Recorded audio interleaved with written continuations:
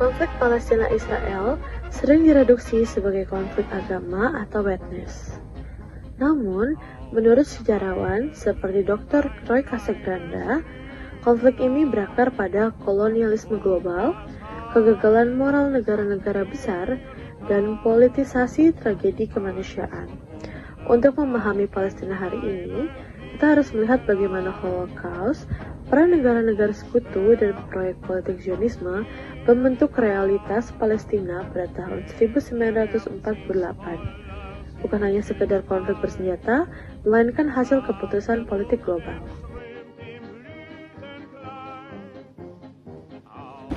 Menurut Dr. Roy Casagranda, Holocaust bukan sekedar ledakan kebencian irasional atau kekejaman individu yang tidak terkendali.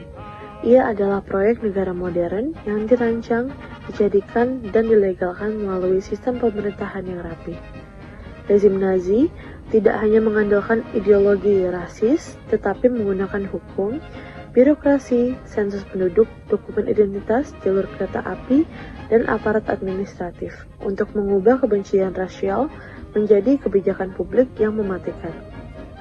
Pembunuhan massal tidak terjadi secara spontan, melainkan melalui administratif yang dingin dan terencana. Inilah yang membuat Holocaust menjadi salah satu genosida paling terstruktur dalam sejarah manusia. Ia menunjukkan sisi gelap negara modern, bahwa kemajuan teknologi, efisiensi birokrasi, dan rasionalitas administratif dapat digunakan bukan untuk melindungi kehidupan, tetapi untuk memproduksi kematian secara sistematis. Pemahaman ini penting karena Holocaust tidak hanya meninggalkan trauma, tetapi juga membentuk keputusan global setelah Perang Dunia Kedua. Keputusan yang dampaknya masih dirasakan rakyat Palestina hingga hari ini. Dalam kuliahnya, Casagranda mengajak kita melihat satu sisi gelap dari sesuatu yang sering kita anggap netral, yaitu teknologi. Ia menyoroti peran IBM dan sistem punch card yang awalnya dibuat untuk membantu sensus dan administrasi negara. Di tangan rezim Nazi, teknologi ini berubah fungsi, bukan lagi sekadar alat pencatat data, tetapi menjadi mesin untuk mengklasifikasikan manusia berdasarkan ras, silsilah keluarga, dan asal-usul, hingga akhirnya menentukan siapa yang berhak hidup dan siapa yang dianggap boleh dihilangkan.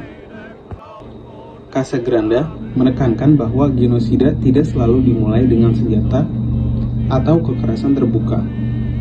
Kadang, ia dimulai dari formulir, tabel, dan angka. Ketika kekerasan dibungkus rapi dalam bahasa administrasi dan efisiensi, banyak orang terlibat tanpa merasa sedang melakukan kejahatan. Mereka hanya bekerja, hanya mengikuti prosedur. Di titik inilah, menurut Casagranda, kekuasaan paling berbahaya karena ia terasa normal. Ia kemudian membahas satu ironi besar dalam sejarah Holocaust, yaitu soal identitas. Pada masa itu, ribuan pria Yahudi tercatat pernah bergabung dengan Wehrmacht. Mereka merasa diri mereka seorang Jerman, lahir di Jerman, berbicara bahasa Jerman, dan memiliki loyalitas pada negara. Namun, bagi Nazi, semua itu tidak pernah cukup. Nazi tidak melihat Yahudi sebagai identitas agama, melainkan sebagai ras. Artinya, sekalipun seseorang telah berasimilasi penuh, menikah dengan non-Yahudi, atau bahkan mengabdi sebagai tentara, ia tetap dianggap sebagai musuh. Dengan bantuan data sensus berbasis teknologi IBM, rezim Nazi melacak garis keturunan hingga beberapa generasi ke belakang. Identitas seseorang tidak lagi ditentukan oleh pilihan hidupnya, melainkan oleh data yang tercatat tentang leluhurnya. Sekutu dan hipotesis memaksimalkan Holocaust. Salah satu argumen paling kontroversial dari Dr. Roy Casagranda adalah soal peran sekutu, khususnya Amerika Serikat. Ia menegaskan bahwa sekutu tidak pernah mengebom kamp konsentrasi, kamp kematian atau jalur kereta menuju Auschwitz. Padahal mereka mampu melakukannya.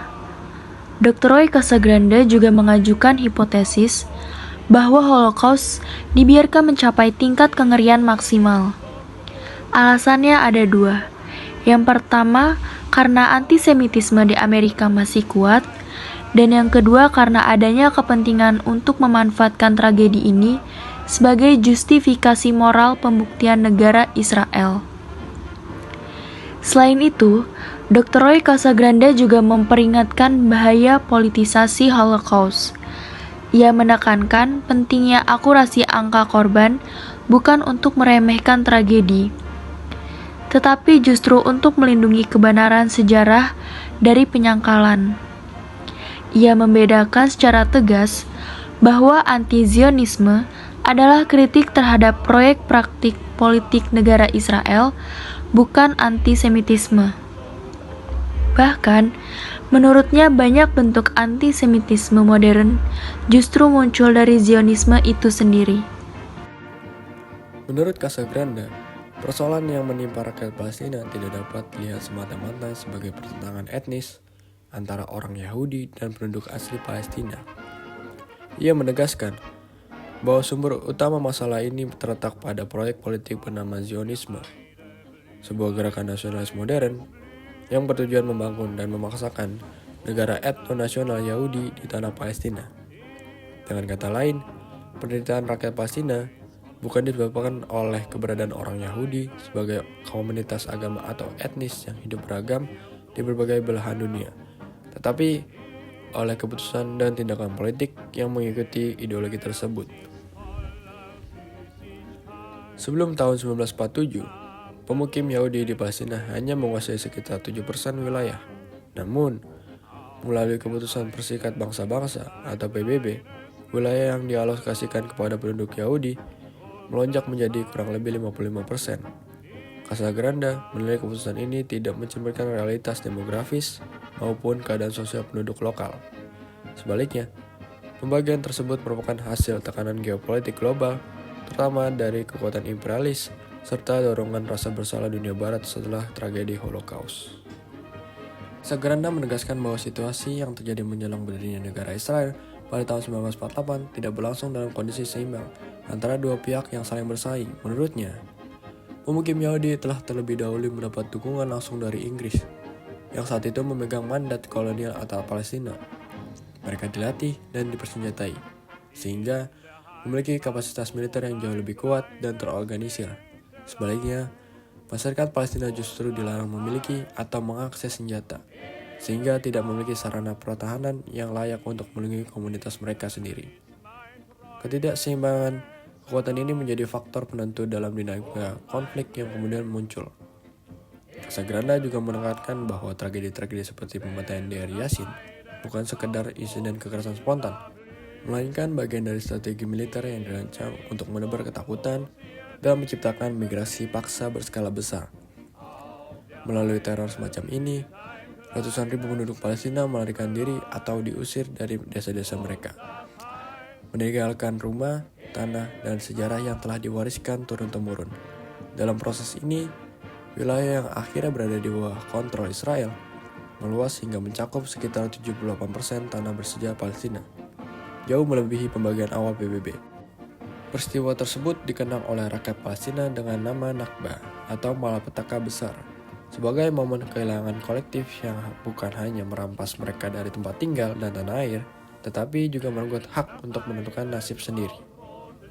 Melalui perspektif Dr. Roy Casagrande, kita bisa memahami bahwa konflik Palestina dan Israel adalah hasil dari kolonialisme, manipulasi tragedi kemanusiaan, dan kegagalan keadilan internasional.